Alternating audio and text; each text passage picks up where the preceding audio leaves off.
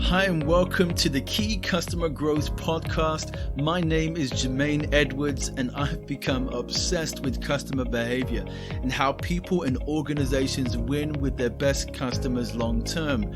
After starting, failing and growing my own companies, 30 customer growth projects, hundreds of strategies, and the study of 50 years of customer service research, I've seen firsthand how and why organizations win, lose, and win again with their most important customers. This podcast is my way of sharing those insights, failures, principles, and strategies so you can become what I call an irreplaceable advisor, someone so valuable your customers never want to leave. In an increasingly competitive world, how do you continue to deliver unrivaled value and deepen those most important customer relationships? Join me as your customer growth guide. Your journey starts here. Hey, it's Jermaine Edwards, your customer growth guide, and this is the Key Customer Growth Podcast. And this is episode number 9. And again, every week I get really excited about the particular topics that we get to explore together and just have a conversation. And ideally, I'd love to hear back from you on any particular topics that perhaps you wanted more detail of, or weren't as clear, but you would like to get more clarity from, or particular topics that I haven't covered that you would find interesting for me to explore.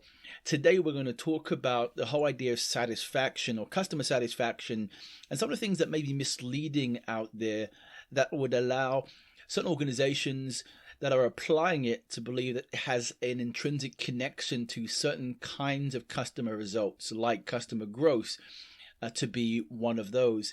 And what we're going to explore today are kind of 4 things. So what are the misconceptions around customer satisfaction, why satisfaction might not be the best indicator for customer growth, what the alternative might be, and what you can start to do to begin to test this for yourself, to really see if this is true and really kind of verify any things that I'm saying, because I don't want you to take it as gospel truth. I want you to go and look for yourself, and I've got some questions that you might be able to ask to go through that. So let's talk about just customer satisfaction by itself. So in its kind of early emergence in the 1950s, it was really coupled with this whole idea of the ability to capture and really harness customer data at scale and understand exactly how a customer thinks or perceives the things that we do with them and how beneficial that might be. And so in principle, I mean, it sounds really, really good. And it's always something you want to be doing, is getting feedback from your customers.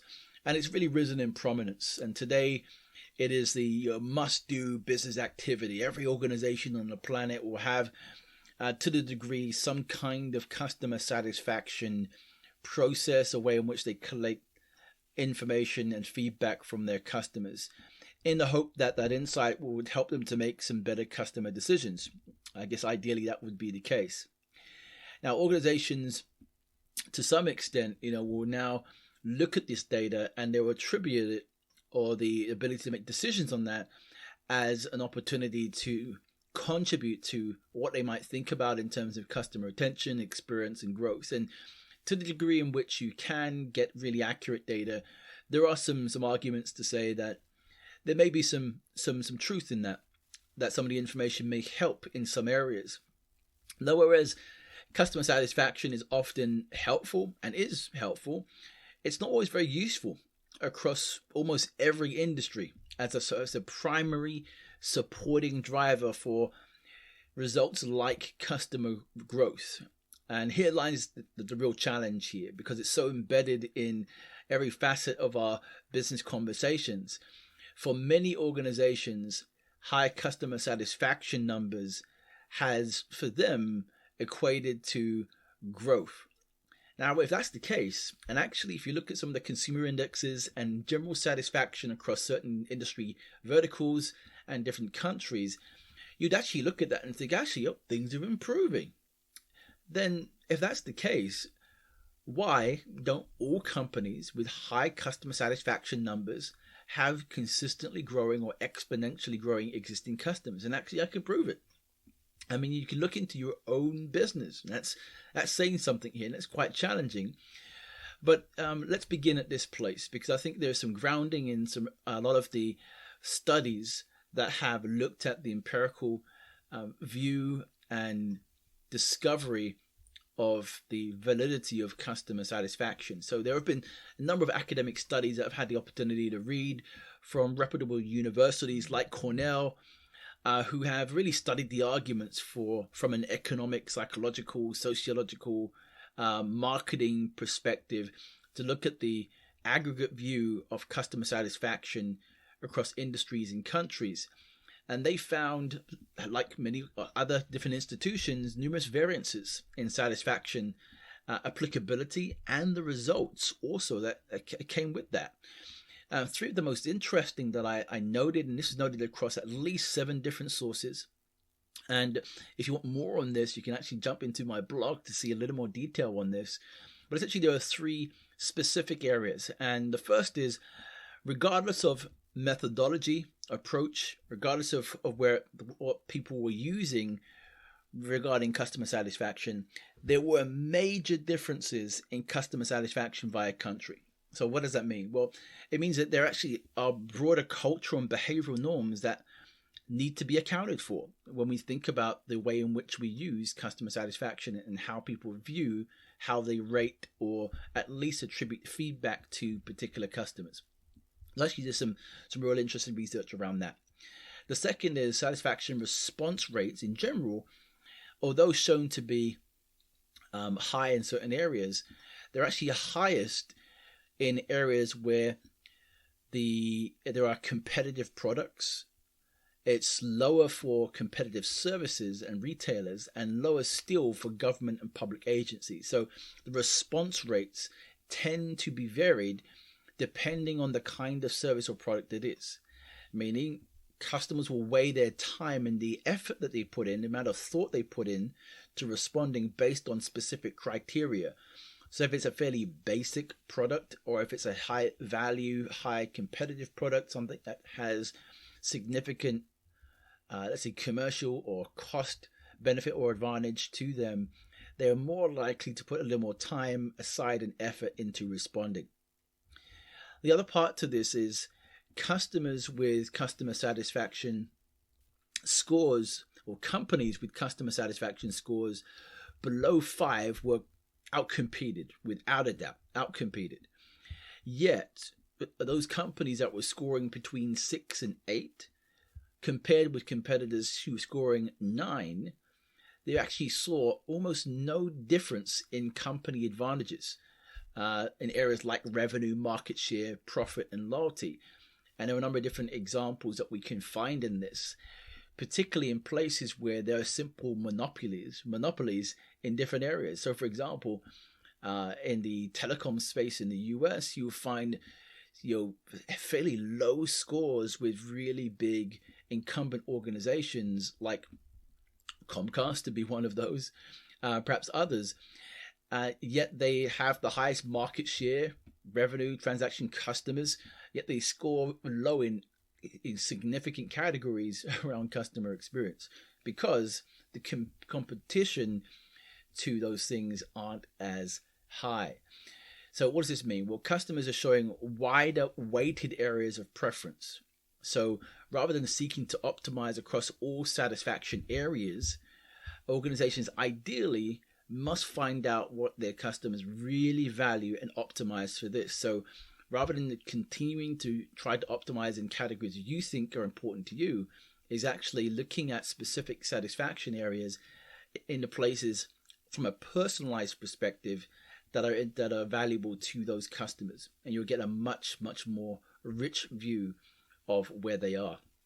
So in addition to this research from Cornell and from some other study groups, there's actually some interesting studies that come out from the Association of Consumer Research, which had reviewed 200 studies on customer satisfaction research and models. And what they had noted was that a consumer that doesn't strive to, a consumer does not strive, I should say, to maximize his or her satisfaction in every purchase decision. So instead, a large proportion of consumption behavior is geared towards meeting some range of acceptable pre-consumption standards, and that is satisfying rather than maximizing satisfaction. So what does this actually mean for us? Well, it goes back to the third point, which is there are actually weighted areas of preference. So when you're actually sending out questions, you have to understand where the weighted areas of preference are, not for you, but for the customers you're working with. So this point is really important. So with that in mind, does customer satisfaction, the numbers themselves, actually equal customer growth? Well, the research in most cases says that it doesn't. And experientially, having worked with many organizations around the world, I have not seen the link. Now, this doesn't mean customer satisfaction isn't important. It's not what I'm saying. Instead, it suggests it should not be trusted as a primary indicator for customer growth, and especially loyalty. And you should take my word for it. You simply just ask yourselves, a few different questions. And this might be the core action that I'd ask you to consider in this podcast. So question 1, has continued customer satisfaction growth in your business actually resulted in year-on-year consistent growth from your most important customers? So have a look. Is there an actual correlation between continued customer satisfaction growth and year-on-year growth from your most important customers? The other thing to that is, have you been able to track customer satisfaction as a core lead indicator to other significant customer growth measures? So other measures such as the increase in retention or upsell value or profitability or margin. Have those things been correlated? If you don't have some of those answers, or if you do, hey, that's fantastic, you're ahead of the game. But if the answer is no to either of those questions, then we could be leading down the track to really verifying for your own business, just from an objective point of view, that actually we cannot rely on customer satisfaction alone, or NPS, or Net Promoter Score for that matter, as helpful guides to real customer insight to drive customer growth. It's just not going to happen that way. So what do we rely on instead? So if relying on satisfaction alone is dangerous and actually is a huge pitfall I see in most organizations, good companies that lose great customers, what do? Well, we have to begin to view this whole idea of what the outcome is that we're looking for is. So we're not ideally looking for satisfaction. That's not what we're asking for from an organization, for a customer that we're working with. What we're looking for really is loyalty, because customer satisfaction is about a rating, whereas loyalty is about an emotional and relational commitment. And so ideally, both satisfaction and loyalty have different implications, benefits, and challenges. And I'd encourage you to look at my blog to have a look at some of those differences that's there. But ideally, let me give you just two, just to give you some example here. So satisfaction benefits that we get. So we ideally we can connect with customers. We can see potential trends over time. We can understand some of the potential customer needs and wants. So some benefits that can come out. Some challenges might be that oftentimes satisfaction is overly contextual and cannot be weighed accurately over time in the same conditions to determine a particular feeling of a customer. So there's a little defense against bias. However, with loyalty, the benefits are the same, and actually there are added benefits to that. Challenges, it can be difficult to measure. It just takes some effort and resource to set up. But generally, we get much deeper and better insights. And so the implications for this is that we receive very deep and richer customer insights. It takes a little longer. It's a little more effort and resource to put in. But however, once we have that measure and we know how to do that, we're going to get a much more accurate view, not of a rating, but actual emotional and relational commitment from the customers we're working with. So let's just talk briefly about that. So the alternative is measuring loyalty and looking at loyalty much more intentionally within our businesses. And there's a big difference between what a customer says and what they do. So as a partner to your customers, you want more than just information about your customers. You want real confidence in the relationships and the insights that you're really building with those customers that you want. And so there are actually three core drivers, practices that within the context of any high performing organization with their customers you'll be doing. You'll be looking at relationship influence. You're looking at the advantages you create through your value. You're looking at the intimate loyalty, which is where we're going to spend our time. And intimate loyalty is all about your ability to create positive and impactful customer experiences that connects shared values and establishes future commitment. So let me just highlight some words here. So positive, impactful experiences, shared values, and future commitments. Those are really important key terms to intimate loyalty. So we want to focus on the emotional triggers that impact day-to-day engagements with our customers and understanding the power of shared values, raising standards, being part of the customer's story and the world in which they operate and how they actually make decisions, not just as a person, but as an entity itself.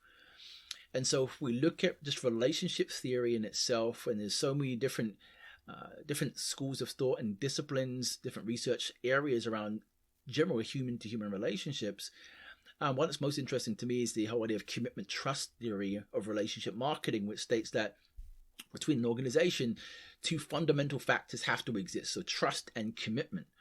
So trust, naturally, we've understood this, and there's actually some really interesting work I did in an earlier episode on thinking through trust. And then we have commitment. So we must look at these two ideas, two really complementary ideas of trust and commitment for a really successful long-term relationship to exist. And intimate loyalty allows you to focus on those areas.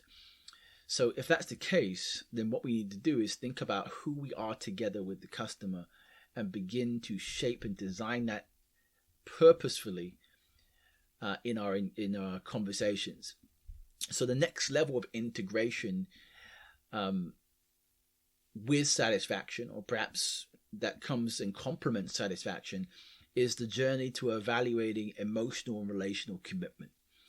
And actually the behavioral sciences, neuroscience, analytics, IoT, AI, or AEI, artificial emotional intelligence, are getting us much, much closer to having systematic ways of measuring this more accurately.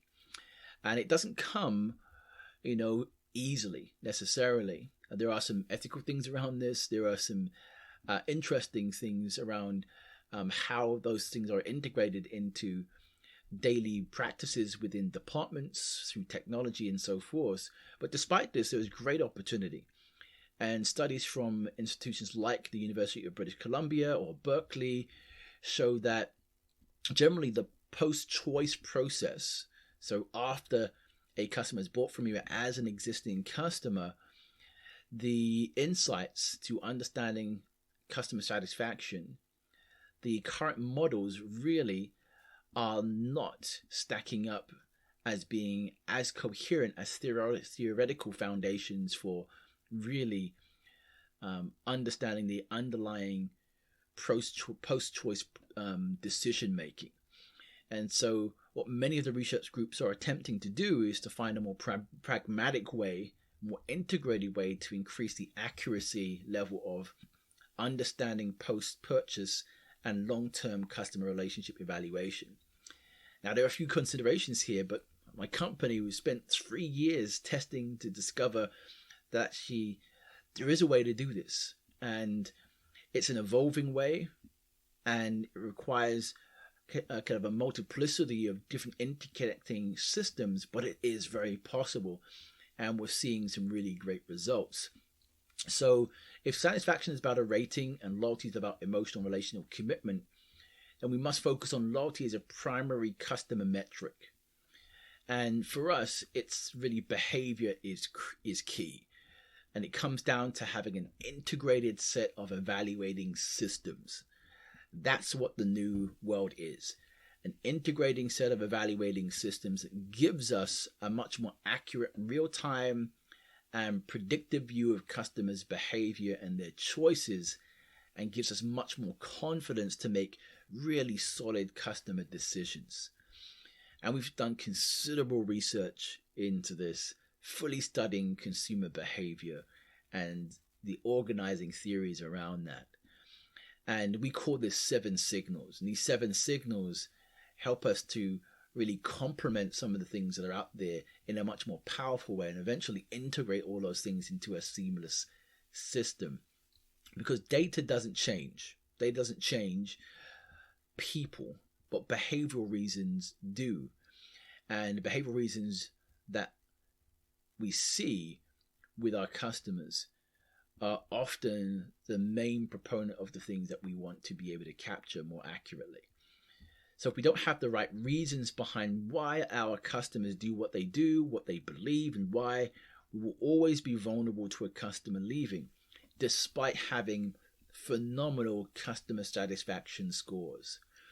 So these 7 signal components are the evaluating principles that we see are most powerful. We look at social evaluation, messaging evaluation, behavioral evaluation, organizational evaluation, voice evaluation, economic evaluation, market evaluation. These 7 signals, you can find this in the blog or in the show notes directly. These 7 signals are extremely powerful, even when looked at individually. And you may not be reviewing all of these 7 now, and there may be just 1 or 2. In order for you to begin to capture really powerful, visible insight about your customers that you can use to shape and redesign any kind of result that you want with your customers, we have to look at the way in which we view and really evaluate our customers differently. And this comes with intimate loyalty and understanding how to really build integrated systems that allow us to evaluate multiple different touch points and get a much more accurate view of our customers. So question to you right now is, how accurate is the view of your current customers? What does that actually look like? How accurate is your view of your and knowledge of your current customers? And how do you know that accuracy is correct? How do you know? How do you validate those things? These are really important questions, and I believe will be a talking point for a long time to come. And we're going to be at the forefront of talking about this and bringing things to the marketplace. So look out for that space. We're going to talk more about this in the future. Hope this has been of value to you and really thinking about satisfaction versus loyalty and understanding that satisfaction should not be a primary driver. But if you are doing it, it's important for you to evaluate the weighted value that your customer has, what's important to them, and then have your own information as secondary at the least. What I'm encouraging to do is to really think more accurately about integrating multiple systems that feed into one overarching report. And if you want to know more about that, you can get in touch with me, my company, so we can walk you through what we're doing with customers around the world. And I'll see you in the next episode. Hey, thanks for listening to the Key Customer Growth Podcast. Hope you enjoyed the episode and got some great value. If that has been your story today, please share, comment, and subscribe so we can reach more people with the message and impact them also. Most importantly, I want to hear your feedback on what you liked or what you would like to hear and see in the future. Look forward to hearing from you, and you can find all the show notes below. Wishing you success in becoming an irreplaceable advisor.